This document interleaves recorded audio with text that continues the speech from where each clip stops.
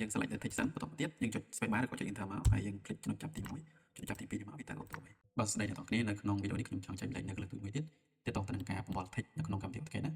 ឧទាហរណ៍ថាយើងមាន text នេះហើយនឹងបន្តនេះយើងចង់ឲ្យ text នេះស្របជាមួយ text នេះអញ្ចឹងយើងធ្វើម៉េចយើងអាច rotate text នេះក៏បានក៏ប៉ុន្តែវាអាចយើងអាច comment rotate របស់យើង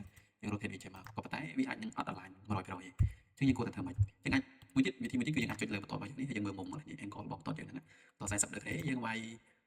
មុំឡើងនេះ40 degree អញ្ចឹងទៅហើយយើង move វាមិនអាចចិត្តទៅវាត្រូវ 100% ហ្នឹងណាក៏ប៉ុន្តែបើសិនជាករណីបន្ទាត់នេះវាទៅជាបន្ទាត់មកនេះវិញវាទៅតាមការគុំបន្ទាត់របស់យើងដែរបើសិនបន្ទាត់យើងគូសចាប់នេះមកនេះវាច្រាស់ទឹកទៅ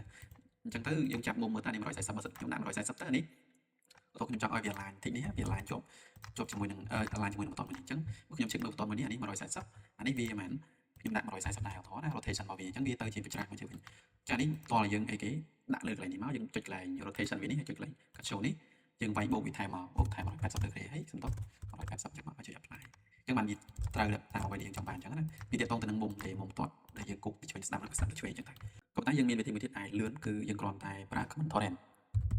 នេះ TORI គាត់វាយអញ្ចឹងអានេះវាមាន shortcut ដែរណាហ្នឹងវាយ command អញ្ចឹងមកហើយយើង select ទៅ text សិនបន្តមកទៀតយើងចុច space bar ឬក៏ចុច enter មកហើយយើង click ចំណុចចាប់ទី1ចំណុចចាប់ទី2នេះមកវាទៅ auto វិញបាទវីដេអូនេះមានប៉ុណ្្នេះទេជួបគ្នានៅវីដេអូបន្តទៀត